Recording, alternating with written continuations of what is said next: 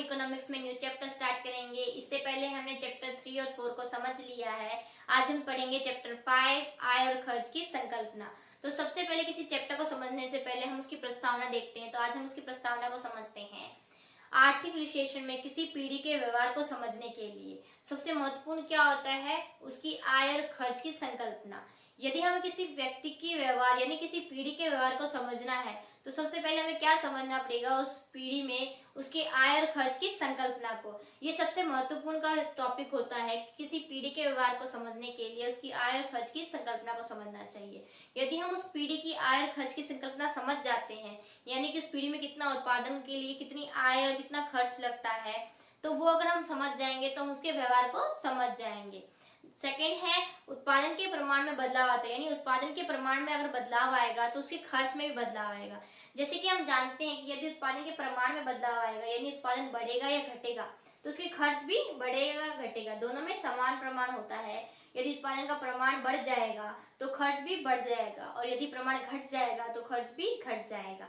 तो उसी तरह से हमने क्या देखा कि उत्पादन के प्रमाण में वृद्धि होगी तो खर्च में वृद्धि होगी, उत्पादन के प्रमाण में कमी आएगी। तो खर्च की संकल्पना से हम जो पीढ़ी है उसके खर्च पहलू को यानी कि व्यय पहलू को समझ सकते हैं, परंतु आय की जो संकल्पना है उसे हम व्यक्ति जो पीढ़ी है उसके आय पहलू को समझ सकते हैं, यानी कि उस जो पीढ़ी है उसमें कितनी आय प्राप्त होती है, कितना लाभ प्राप्त होता है, वो हम किसे समझ सकते हैं, आय की संकल्पना द्वारा।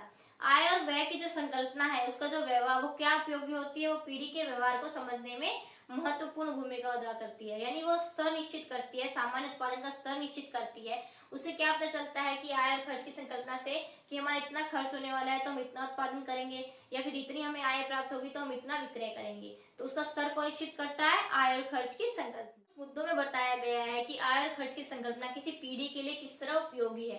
तो सबसे पहले क्या है कि पीढ़ी क्या करती है, अपनी वस्तु निश्चित करने में मददरूप होती है, यानी किसी वस्तु को कितना उत्पादन करना है, कितने प्रमाण में बाजार में उसका विक्रय करना है, यदि वो निश्चित करना हो तो कैसे करेंगे, उस पीढ़ी पर लगने वाले खर्च और उससे प्राप्त होने वाली आय यानी आय और खर्च की संकल्पना द्वारा हम ये निश्चित कर सकते हैं।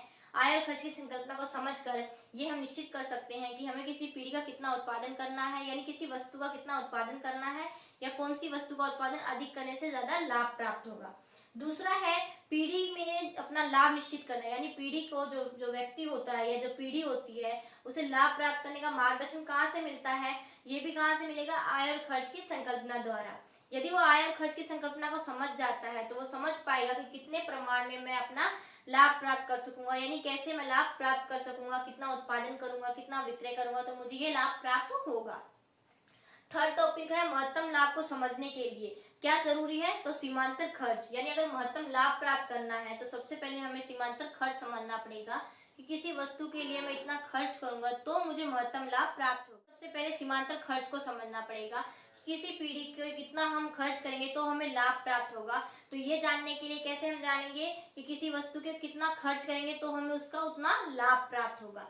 तो इसलिए तीसरा मात्र खर्च की जो संकल्पना है वो पीढ़ी के व्यवहार को समझाती है। जैसे मैंने आपको बताया था कि पीढ़ी के व्यवहार को समझने के लिए क्या हमें आय और खर्च की संकल्पना समझनी पड़ती है, उसी तरह जो सीमांतर खर्च की संकल्पना है वो भी पीढ़ी के व्यवहार को समझने में मदद रूप होती है। तो पांचवा पॉइंट है कि किसी पीढ़ी को कैसे निश्चित करेगा वो कि कितना मैं निवेश करूं, कितना मैं उत्पादन करूं, कितना विक्रय करूं, कितना लोगों को रोजगार दूं, तो ये सब कैसे निश्चित करेगा, इसमें भी मदद रूप क्या आय और खर्च की संकल्पना ही होती है। उसके द्वारा वो जान सकता है कि मुझे इतना लाभ प्राप्त होगा तो इतना मैं मुनाफा होगा तो मैं इतना उत्पादन करूं, उसके लिए इतना खर्च करूं वस्तु के लिए, या जो मजदूर है उनको इतना वेतन दूं।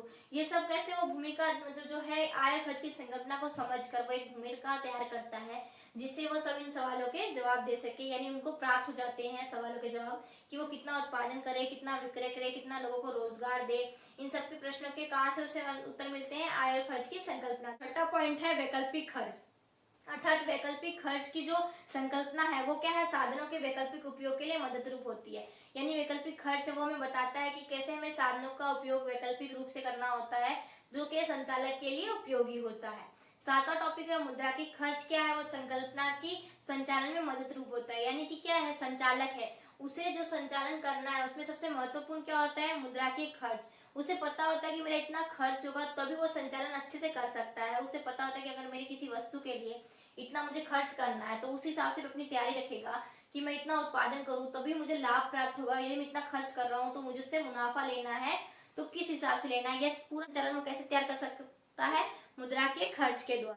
जो हमने अभी कारण देखे हैं, ये सारे कारणों से क्या पता चलता है कि हमें आय और खर्च की संकल्पना समझना सबसे महत्वपूर्ण है। यदि हम जो हमें पीढ़ी का अध्ययन करना है तो हमें सबसे पहले क्या पढ़ना पड़ेगा, उसकी आय और खर्च की। सबसे पहले आज हम पहले खर्च का अर्थ देख लेते हैं कि वस्तु या सेवा का उत्पादन के लिए उपयोग में ली जाने वाली रकम या किया जाने वाला खर्च उत्पादन खर्च कहलाता है। अर्थात किसी वस्तु के लिए हमने कितना उत्पादन जो करना है उसके लिए हमने कितना खर्च किया है या फिर कितनी रकम का उपयोग किया है, वो क्या होगा, उस वस्तु का उत्पादन खर्च होगा। तो आज हमने सबसे पहले प्रस्तावना देखी। प्रस्तावना में हमने आय और खर्च की संकल्पना को समझा और खर्च का सिर्फ अर्थ समझा है। अभी नेक्स्ट वीडियो में हम क्या देखेंगे, खर्च का अर्थ देखेंगे और खर्च के प्रकार देखेंगे। Thank you.